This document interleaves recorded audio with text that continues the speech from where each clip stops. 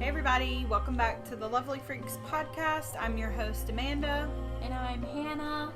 And we are here on part 2. Part 2. Where is my pen? There it is. We're here on part 2 of the Laci and Scott Peterson case. Or now we're getting into just Scott Peterson case because we're getting into the trial. I hope you guys enjoyed part 1. So we're just gonna dive in. Okay. Yeah, dive right into it. Dive right in. Here we go. So we left off with Scott getting picked up. So he got picked up. Remember, he had like all that stuff in his car, like all that weird stuff, credit cards, camping gear, scuba gear, blah, blah, blah, blah. And he told the detectives he was going golfing with his family, which probably was obviously bullcrap. Although his family does back up that. Like, his brother was like, yeah, he was coming to golf with us. But his family seems to stand by him religiously. Maybe they're one of those, I don't know. Yeah. So, anywho,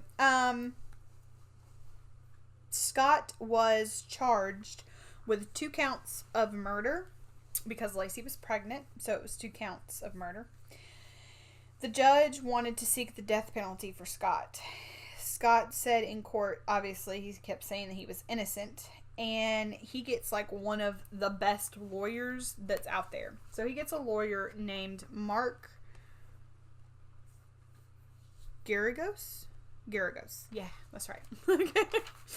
I had to remember. I was like, what? I don't know. I had to remember his name because it's a weird one. But Mark, his lawyer, has made a pretty big name for himself. So this dude was clients for people like Winona Ryder and Michael Jackson. Oh yeah, so he's like a big time lawyer guy. Yeah. Scott's team did a lot of media coverage, so they did a whole lot because they wanted to like not pin him as the bad guy. They tell the media that the police have made a huge mistake in this, like in not trying to find Laci's killer. Yeah. Scott and his team went public with a discovery that could explain Laci's death. The team found, this is crazy. This is where we're going to get into the maybe it wasn't Scott. Okay. Yeah. So we're going back and forth. Like, it's intense. So the team, let me get back to where I am. Okay. They told the police,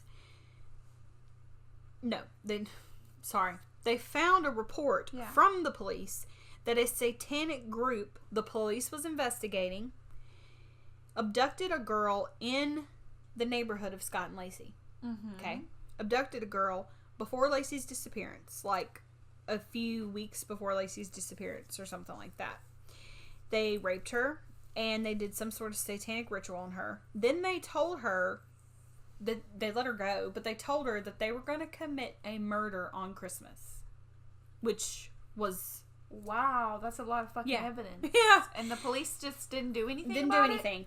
Also, there was a woman, it was an unsolved case of Evelyn Mosby. Hernandez. Hernandez? I think so. If I said that wrong, I'm sorry. Her body was discovered 6 months before Laci, and it was in the San Francisco Bay area, same place. She also had nothing but a torso. Wow. She didn't have a head. She was also pregnant. I don't know if she was 8 months pregnant, but she was pregnant. Yeah. So with all this that they're, telling the media, Mark, his lawyer, was making sure that the media saw that these 2 cases were there because up until this point, the media and the police were only pinpointing Scott. Like, they were pretending like Modesto is just this wonderful community and nobody would ever do anything like that or anything crazy. But yet they had a freaking satanic group, like... And all this evidence of pregnant... Yeah, this pregnant woman. There was also... Pretty much the same way there was also a few other pregnant women that had went missing in that area over a course of like a couple of years. Really? Yeah, they never found the bodies, but... Okay? Yeah. So anywho, the prosecution had their work cut out for them because all they had was circumstantial evidence. Like I said, they didn't have any weapon. They didn't have an eyewitness. They didn't have fingerprints. They didn't have blood. They had her fingerprints as far as just normal everyday stuff, but they didn't have it, on the boat or in the boat or anything like that. So, spring 2004 is when they began the jury selection. The jury should have no opinion about this case before being selected. Well, that was going to be really hard to do. I was going to say, that's going to be hard when everybody knows about the case. Scott's lawyer wanted to move the case, and the judge granted them that change of venue. Yeah. But they only moved it 90 miles. They moved it 90 miles away in Redwood City. Keep that in mind, because that'll come into play later. On June 1st, 2004, 18 months after Laci went missing, trial began. So, hundreds and thousands of people were in the streets. The media was everywhere, obviously. I remember Nancy Grace being, all up in it. Every time they weren't allowed to have news cameras in the courtroom, which sometimes they are, but in this case they didn't. But every time somebody, a reporter would come out of the newsroom, or somebody would come out of the newsroom and say something, I remember her, blasting it all over her show and all that. So I remember this vaguely. So the prosecution came out first with our opening statements, and they said right off the bat, Scott killed his wife and his unborn child. He was an unhappy man who hated his life. That's why, and he didn't like his wife. That's why he had an affair. He didn't want to be a father. He wanted to be free. He wanted to do what he wanted. They even said in their opening statement, they kept talking about how big of a liar he was, and that he claimed, he said, he's such a big liar. He claimed that they watched Martha Stewart on The Day. Yeah. And they were talking about lemon meringue cookies, but that episode actually didn't happen. She actually talked about that episode a few days before. So he obviously was lying. Really? Keep that in mind. Now the defense gets up, and Mark says, he lied about the cookies. He's a murderer. Yeah. This prosecution has absolutely no evidence. Yeah. Keep that in mind. He's telling the, the jury, he's like, they don't have any evidence. They don't have any hard evidence to bring you guys. Yeah. He says, yeah, Scott's a douchebag, basically. I mean, he doesn't say douchebag, but he's like, yeah, my client is a liar. He had an affair. He lied. But that doesn't make you a killer. Just because you have an affair and just because you're lying to keep the affair going does not make you someone who can kill somebody. Which honestly, I mean, he's not lying. I mean, I know plenty of guys that have tiptoe around the cheated on their wives and not murdered anybody. He's bringing it y'all know. We all know that he's a douchebag, but we don't know. We're not going to put him to jail. Yeah. Because there's not enough evidence. Are you really going to send this innocent man to jail if he is innocent? Yeah. If there's no evidence. And right off the bat, I mean, this is opening statements.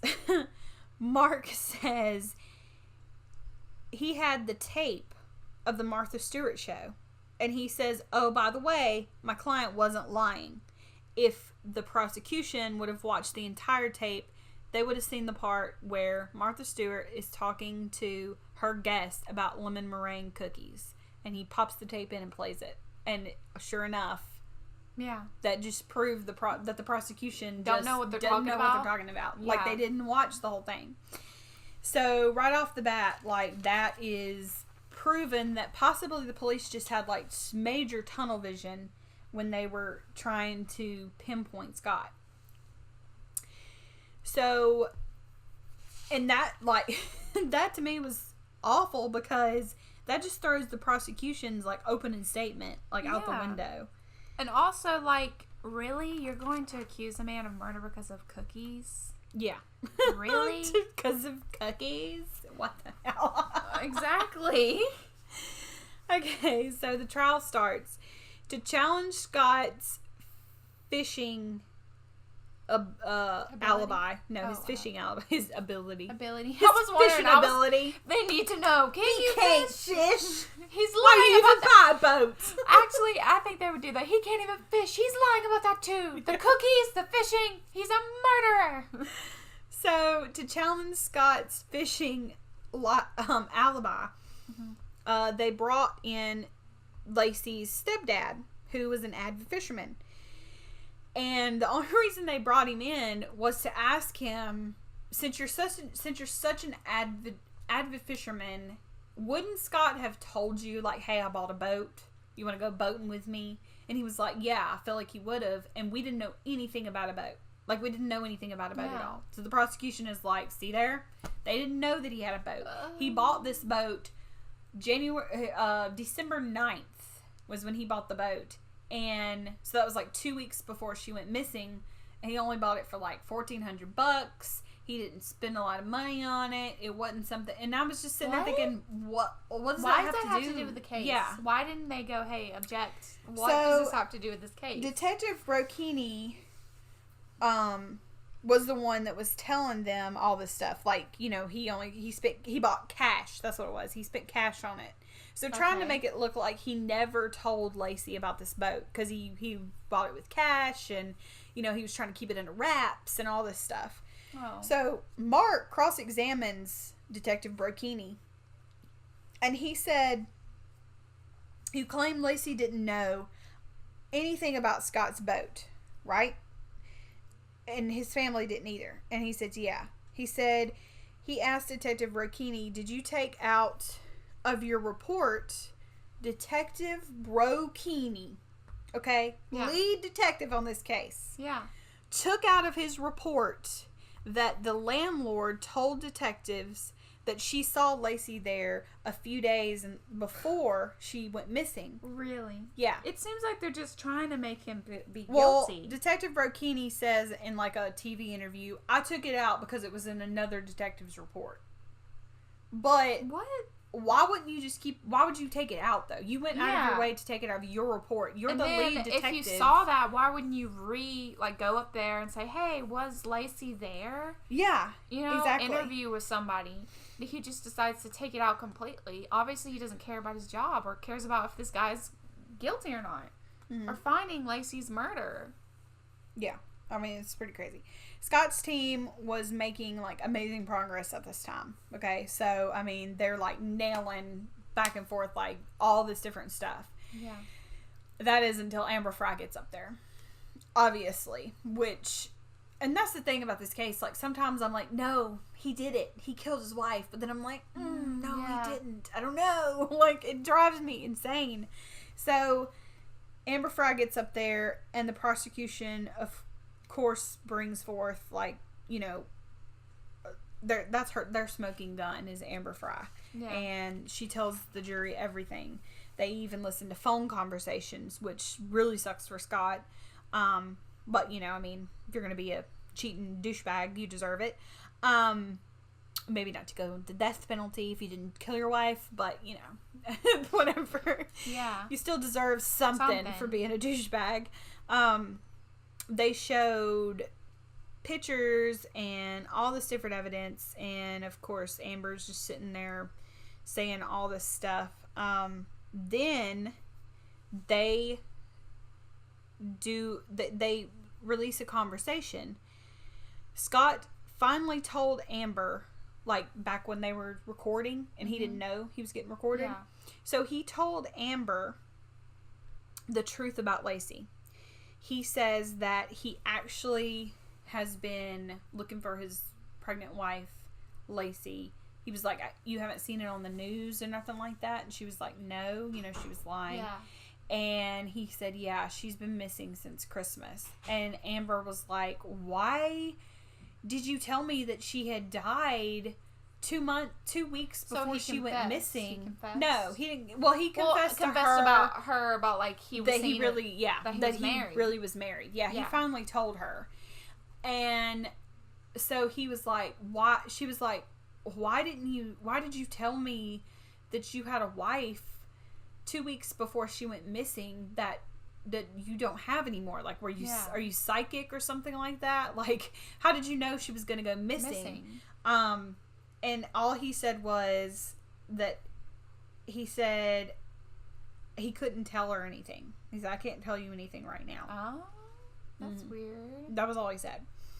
So his lawyer, Mark, cross-examines her, but obviously, I mean, he doesn't have any, he doesn't really spend much time with Amber because he knows this is all true. There's nothing I can say to discredit her. Yeah. And I'm not going to try. So he does ask her, though, one important question. He said, in all of your time being with Scott in the 6 months that y'all been together, 6 weeks that y'all been together, maybe a little bit longer if you count him thinking they were together during the recorded phone conversations, did he ever say, I love you? And she says no. But I could have sworn I heard him say I love you in the recording, but I could have been wrong about that when I said that in last episode. Yeah. But she says no, he never said I love you to me, and she said he never said, anything about loving me or falling in love with me or anything like that. So Mark Gorosco, what is his last name? I know, I can't even remember. It's something like that. Yeah, his lawyer, Mark, he could never, he was trying to establish that why would this man kill his wife and ruin his life potentially if he never said he loved you? Like, I'm going to go back to the Chris Watts case. In Shanann, his mistress, I can't even remember her name. That's how much I don't care about her. He did say, like, I love you. I want to be with you. Like, I can't wait to divorce my wife and us get together and I want to marry. Like, they were even talking about getting married before he was even not married. So that wasn't happening with Scott. So maybe it was just a simple case of him just being a douchebag and wanting a mistress on the side. Next up to the stand for the prosecution, they called Dr. Brian Peterson, who is the medical examiner for Costner County, which is the county that they're in. So, it's a pretty important dude. During this examination, they asked the doctor, does it seem like Laci was weighted down with anything, like weights or anything like that? Because she only had a torso. And he said, yes, it could be. The doctor says since Connor was still intact, it indicated that he was probably in the womb. And the reason that he ended outside of the body was that he was because of the water and, the rocks and all that, like I said, because there wasn't a specific cut across her torso. So it kind of just could have opened up at any point and he could have kind of Came out. I was going to say spilled out. That sounds really bad. Yeah. Came out. So they also asked the doctor when he thought Connor might have died. And this is very important because if Connor would have died after December 24th, then there's no way that Scott would have been the killer. By comparing ultrasound data to Connor's recovered body, Dr. Peterson says that it was basically he was basically a full-term baby and would have died somewhere around or on December 24th whenever Laci died. Okay. But it was pretty much impossible to determine exactly how they all died, or they both died, since the water and the conditions were really bad. Yeah. Laci did have 2 broke ribs. And both seem to have been there close to her death, but that doesn't mean anything either because, she could have broken them. Anybody could have broken her ribs. They don't know who broke her ribs, or it could have gotten broken in the water. He then outlines the prosecution's theory. So the doctor says that what he thinks happened was that Scott strangled Laci, maybe got his hand cut on the back of her earring when he was strangling her, because she was missing some diamond stud earrings from her jewelry box. Okay. From her jewelry box, and they knew that they were in there because they were like really big expensive earrings I think somebody had gotten her. and they were missing, and they were also not on her body when she was found, which they could have just came off, well, never mind, she didn't have a head. That's correct. So they didn't know if they were still on her ears or not. Yeah. I forgot that she didn't have a head. Her head was missing. So, so they never found her head? No, they never found it. No. They only had her torso. Yeah, that was all they had. Mm-hmm. Huh. Then he said he probably wrapped her body in a tarp, took her to the warehouse, tied her with bricks, and then took her to the water and dumped her body. That's what the theory that they're going with. Now, when Mark cross-examines, he said, "Is there any hard proof evidence that Laci was strangled?" And Dr. Peterson says, "No, obviously not. I mean, they don't have a head or a neck, so they can't really determine whether or not she was strangled or not." After 19 weeks and 174 witnesses for the prosecution, they finally rest their case. Dude, that's a long time. Yeah. So now it's the defense's turn to start their case. They don't go as long, which is kind of crazy, but Mark I cannot say his name. Just say Mark. Geragos, that lawyer of Scott's, he wants to challenge when baby Connor died and Laci. So he gets to the stand. He calls a fertility expert, Charles March. Dr. March finds that the earliest Connor would have died would be December 29th. He says December 29th. Mm-hmm. And he says this based off of, since he's a fertility specialist, he does it off of when the conception was and when she possibly found out she was pregnant and all this other stuff. And they also found that rope, that was tied around baby Connor's neck. So he asked, could it have been debris or could it have been from sort of satanic ritual? So they're going back to the sort of satanic ritual thing. Yeah. And there's no way to determine whether or not it was debris or if it was something that somebody actually put around the baby's neck. Well, was it tied or? It was tied and there was a knot at one of the ends. So yeah. Well, I feel like somebody would do that. I mean, there's just not a random rope that's already tied would perfectly be around the child's head. Yeah. When the prosecution gets up there and Dave Harris, the prosecution examiner, he cross-examines him, Dr. March. Dr. March kind of just loses it. He starts backtracking. He gets flustered. He's trying to, the prosecution is trying to ruin his credibility because they're trying to say, well, you don't actually know when she conceived the baby. And he's like, well, she messaged a friend saying she was pregnant. I assume she found out on that date. So if you backtrack it, and they're like, yeah, but you don't have any hard evidence that that's exactly when Why would she just tell her friend randomly? And so, I don't know. He just gets flustered, and he shouldn't have got flustered because obviously that was what they were trying to do. Yeah. And he just basically blows it. He blows it on the stand for the defense. Mark tries to bring up the burglaries in the neighborhood that happened on December 24th. Police keep saying that the men had solid alibis for December 24th, so that's why they believe them when they said they were there on the 26th, and all this other stuff. So the defense only does a 6-day. They only bring people up for 6 days. They don't even call any eyewitnesses that said that they saw Laci on Christmas Eve walking the dog. Really? Yeah, there was tons of eyewitnesses that said they saw her, and the defense doesn't bring it up. And why don't you? It's really strange to me. And we'll get into some other things that they don't bring up either. The final statements were being told, and obviously the prosecution was still going with Amber Fry, still going with the fact that he was a liar, still going with, yes, we don't have any evidence, but look at how much this man has lied, and look at how much he seems like he doesn't want to be with his family. He doesn't want to be with his wife.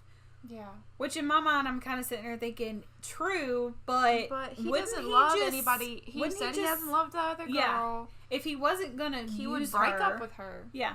If he wasn't going to just use her and he actually did love her, why wouldn't he just leave his wife and be like, yeah, deuces, gotta go. And go be with her. Or, you know, he's probably just one of those douchebags that likes to have his cake and eat it too. So that's why Or one of those douchebags when their wife's pregnant is like, oh, I can't fuck her now. Well, I'm going to have to go get a mistress. Yeah, you know? exactly, yeah. A lot of douchebags do that. Because there could have been a time where his wife, Laci, was like, you know, I'm big and pregnant. I really am not in the mood. And he was like, well, I'm going to go find it somewhere else. Exactly. The defense, again, keeps saying, yeah, my client's a piece of shit, but there's no evidence that he killed his wife. The jury deliberates for a few days, and they come back and they find Scott Peterson guilty of first-degree murder of Laci and second-degree murder of Connor. Of course, the media and the crowds outside are cheering, and they're all happy and all this. But now the jury has to make a decision about the death penalty. On March 16th, 2005, they reach a verdict for that as well. And he gets death. Wow. For no physical evidence, which was, at this point, was unheard of. Like, going to trial with only circumstantial evidence and no hard physical evidence was crazy. The fact, and also, like, O.J. Simpson. He was sent to San Quentin He had so prison. much evidence on him that he killed those well, people. I mean, there was a good bit. And then they were just like, okay, well, no, you didn't do it. And this guy doesn't even have evidence. Mm-hmm. And he gets the death penalty. That's so sad. Scott was sent to San Quentin prison, and he remains there today. Now, he's Scott, he's still there. So, he's going to appeal his case, right? Yeah. And these are a few things that I'm going to talk about that kind of like, you're just like, what? So, Scott is going to appeal the verdict. Cliff Gardner is his new attorney, his appeals attorney. Mm-hmm. He says that the judge, you remember when the judge said that he was going to move the trial? Mm-hmm. Remember, from Modesto to Redwood, I believe it was where they had it? Yeah, Redwood City. So, from Modesto... what happened? It's the egg. It's the... Nothing. There's not actually spiders in it. It's just dirt. I was scared. No, I think it's just dirt. Sorry, you guys. She looked like she was about to get sick. I saw an egg, like a spider egg sack, and I picked it up because I didn't want it to, like, burst on me. So I picked it up and I threw it somewhere. But there's no spiders in it. Anyway, go ahead. Okay. All right. You remember when the judge was like, yeah, we'll move the trial. You know, no biggie. We won't have it in Modesto. So he moves it 90 miles. Okay? Yeah. Well, come to find out, where he moved it, they actually should have moved it to, like, Southern California or even maybe another state. It still would have been pretty impossible for no one to know about Scott in other parts of the United States. But, I mean, it was doable. The place that they moved it to, Redwood, they had the same news media as Modesto. Okay. It would be like... Yeah, it would be like moving from where we live. Well, I can't say where we live to where we live, but it wouldn't be that far. Yeah, you know what I mean. It would be like people in Jackson and Brandon. Would it be like maybe that? A little bit further than that. Further than that? But yeah, I mean, basically, but somewhere where there's the same news outlet. Yeah, same news. Yeah. So, and when they did a statistically, 96% of the jurors had already had exposure to the TV and already knew about the case. And they just didn't care. Yeah. There were a number of eyewitnesses that saw Laci walking the dog around 10:30 or 11:30. So, why didn't Mark bring any of those eyewitnesses? He says his that... punch card, too. Did they bring his punch card? No. He says that... He said, well, I didn't bring the eyewitnesses because sometimes they're not credible. Well, they're not, but if I was a jury, I would still want to hear from those people, oh, well, maybe she was you still walking. want to hear, like, all well, the maybe she witnesses, was walking the everything. dog or Yeah. something like that, you know? So, that was another thing they're going to appeal for, that they need to bring the eyewitnesses, they should have moved the venue. They're also going to appeal, they also wanted to let the defense show that the boat was too small for the weights. Okay, so what happened was, when they were in court, Mark wanted to bring a scuba diver, a trained scuba diver, because they had already done this outside of the courtroom. Mm-hmm. But he wanted the judge to allow them to bring a trained scuba diver and take them to like a lake or a pond or whatever nearby and take the bricks, all the bricks that they had supposedly said that he used to dump her body, Yeah. tie the bricks, and then try to put them in the water. Well, Mark says, Scott's lawyer said, we've already tried that, and the boat flips every single time we try it. Every single time we try to do it, the boat flips. Really? The judge wouldn't allow it. Are you The serious? judge allowed the jury to get on the boat on dry land and walk in the boat. What the hell good was that going to do? Like, okay, we saw a boat. Wow, cool. All right. But he didn't allow them to put it in the water to test whether or not you could actually dump a body and not flip the boat. Flip the boat Yeah. over. Because if you flip the boat over, I'm pretty sure people It's will see that. virtually impossible to dump a body. Yeah. The jurors, hold on to your asses, okay? The jurors, this part made me so mad. I can't even. Were not sequestered. Do you know what that means? The means like take it like yeah, I know what it means. Yeah. I can't They describe weren't it. sequestered Yeah. into a confined. That means that these dudes were like going home, going to the bars, discussing the case out in public. Yeah. Yeah. Yeah. They weren't sequestered.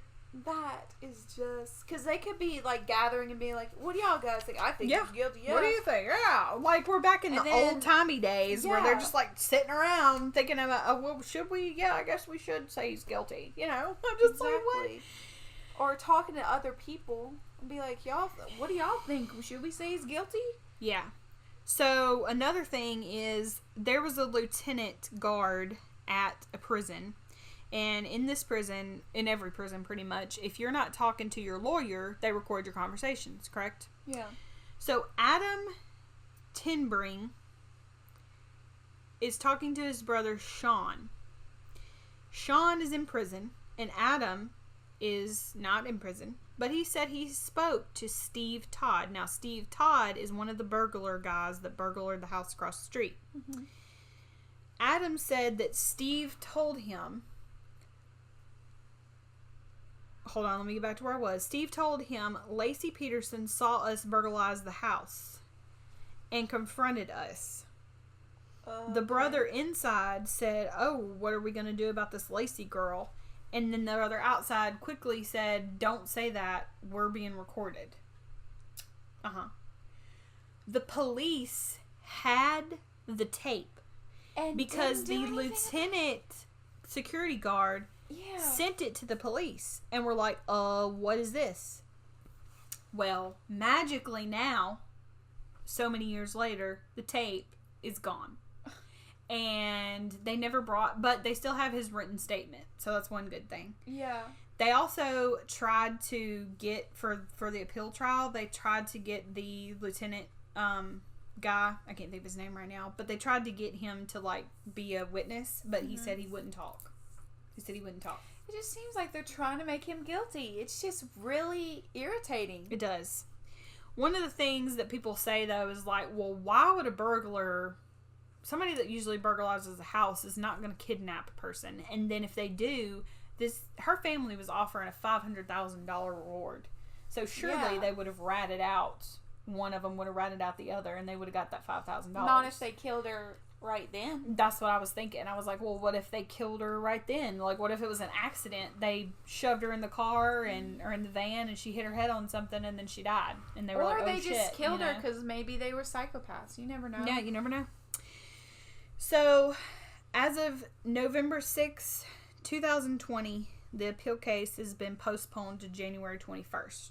So it's been postponed. Probably 2021. So it's probably been postponed because of COVID. But yeah, that's pretty much it. We're at the end of the trial. Shit, I don't know. I don't either. I don't know. Like, I don't either. I kind of think Like, he's not. There's a lot of evidence that he's first not. of all, he's clearly a douche. He's a douche. I mean, he orders porn right after his wife goes missing and his unborn child. He still talks to his girlfriend and pretends like he's not married and he's having a great time in Paris while he's at a candlelit vigil for his wife.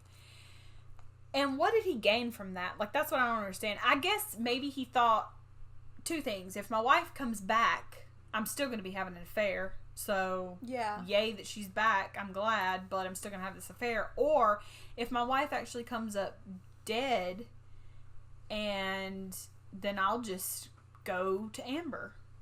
But she only lived in Fresno, California, and he lived in Modesto. It's really not that big of a difference between the two. So I'm sitting there thinking, dude, you were brave for telling her your real name, first of all. Yeah. Because, like, I mean, when 2002, so yeah, I don't know. Could they look him up? Just look him up and. I mean, yeah, but social media wasn't as big then as it is now. Yeah. So, and I remember one thing that they did do at the end of the prosecution when they rest for, the trial. Mm-hmm. They showed a picture of Scott and Amber at a Christmas party. And the exact same night, Laci was at a Christmas party, pregnant and by herself. Douche bag. Mm-hmm. It was literally on the same night. So I guess he had. I don't know. I don't know what he told her. I don't know what he he told her. Probably told her he was going to work. I got a business thing, and then she had to be alone. Yeah, he probably said he had to work late or something like that. He is a douche, but there's just not enough evidence. There's really not, and there's more evidence. Teach on you guys else. Don't cheat on your wife because if she comes up missing, you gonna go to jail for murder. I'm just saying. Because if they find out that you had a mistress, and also don't cheat. Period. If you're thinking about don't cheating, cheat, period. Yeah, just leave the person. Yeah. If you even think about it, just sit down with your partner and be like, "Hey, I think I'm gonna cheat on you, so we really should just don't want to be with you not anymore. be together." It's not that difficult. I've always told my husband that, like, me and my husband know, like, my husband knows, like, if you're gonna cheat on me, just tell me. It'd be like, I've been thinking about it.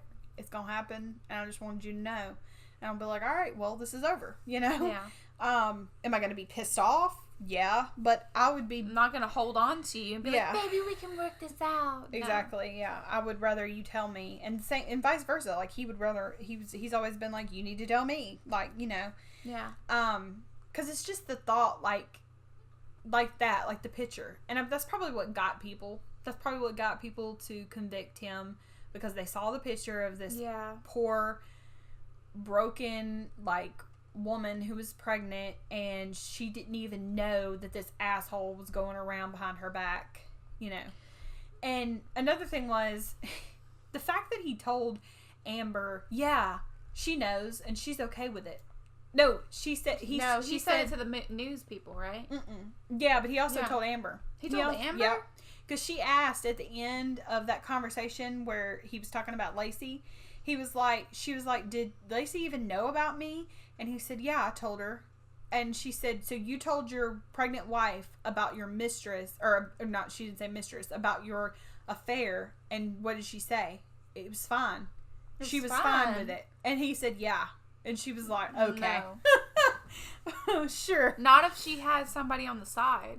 If she had somebody on the side too. Yeah, I mean, that would be the only way. But they never found any evidence that she was having an affair or nothing like that. So, it's just sad, you guys. It is sad. But yeah, tell us what you guys think. I know some of you had something to say about the last one, about part 1. But tell us now that we've gotten everything out of the way. Tell us what you think about part 2 and how you feel. Like, do you really think he's innocent or he's guilty? I still don't know. And what the trial is going to be like in 2021, January. Yeah. Like, I still don't know. I still have no idea. I do think it's really odd about the satanic cult thing. Yeah. And I do think it's really odd. The pregnant missing. woman. Yeah. And the pregnant woman that came up with just a torso, just like her. That was weird too. I thought that was really strange. And also, was the baby cut? Okay, so. He wouldn't have anything wrong with him. But, like, was the baby cut out of the stomach? That was one thing they couldn't figure out. Like, they couldn't determine whether it was done with a knife or if it was just from debris in the water. See, if it was like a quick cut, something smooth. But if it was like rigid and stuff, like I feel like, and they couldn't determine when she actually died and when the baby died. So maybe they cut the baby out of her and then they choked him with a rope, because that rope, like, it just doesn't seem. And I'll put a picture. I'll put a picture up of the rope. Some people are like, no, it's just debris. But to me, it looks like a rope. And there's even like a small knot on one end. Now, I don't know if that was like literally tied around his neck or if it was just a knot on the end and then it was kind of, what's the word I'm looking for? Like, strung around his neck, like over and over. But yeah, the fact that he wasn't damaged too baffles me, because I'm like, I mean, he would have had to have, and if she was damaged, he would have had to have been, a rock would have had to have like cut her stomach open or something like that, and he would have had to have come out of the womb like a couple of days before their bodies were found. Yeah. Because now I do know that he was found first. The baby was found first. And then like the next day she was found or something like that. It wasn't too long afterwards. Okay. So, I mean, was he more buoyant where he could float? I don't know. But it's just weird. It's just weird to me. I don't know. I still don't know. I've heard this case over and over again and I still don't know if he's innocent or not. I think there's a lot of shady shit that happened. Yeah. When it comes to the police and stuff like that. The police piss me off more than anything. Yeah. But I can't say for sure whether or not he's innocent or guilty. And that's why I couldn't have been on the jury, because I would have been like, I don't have a clue. Yeah. We're going to have to let him go because I have no idea. So it would have been a hung jury for sure if I was on there, because I would have been like, I can't give you an answer. We're going to be here all day. Especially when dealing with a man's life. Like the death penalty thing. Yeah. I don't think he should have got the death penalty either. Life in prison, maybe, but not the death penalty. For no physical evidence, no. I don't think he should have got the death penalty. I think he should have got life. And then he could have went from there and figured it out. Because, I mean, in all honesty, I mean, people are on death row now for a long time. Some people shouldn't be. But, you know, what if he would have died before he would ever got his appeal case? You know?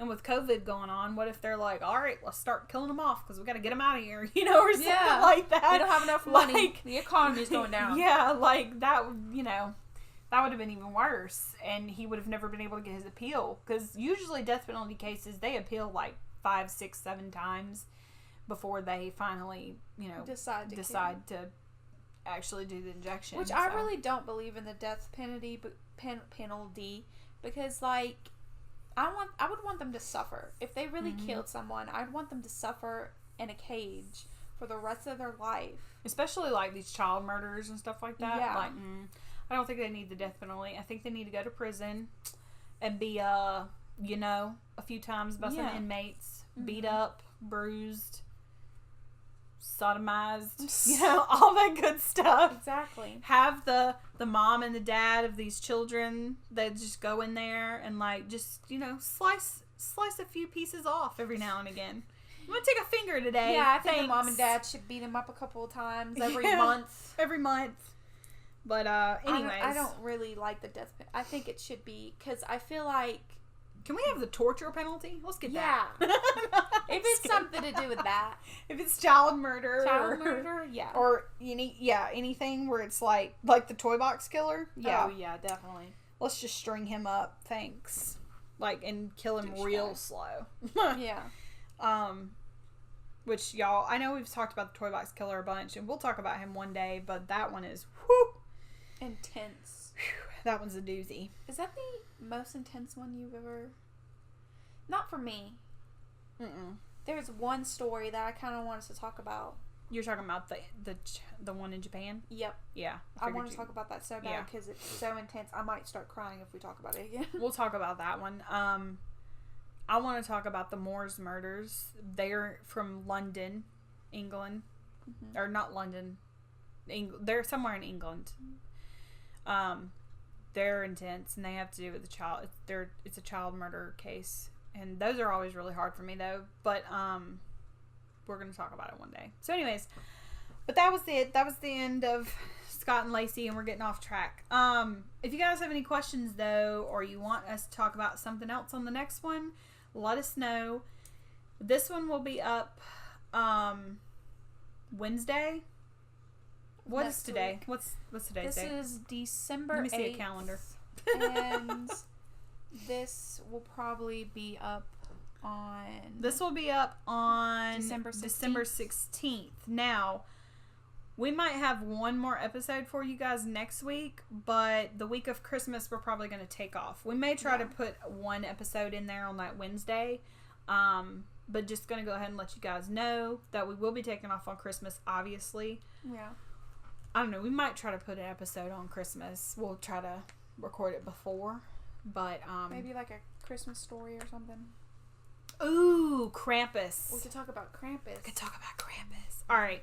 Anyways, all right. Well, I hope you guys have a great night, and like, subscribe, hit the bell notification, go to our Instagram, go to all our social media, hit us up and let us know some things. Let us know how you what you think about this case and if you think he's guilty or not. And we'll see you guys later.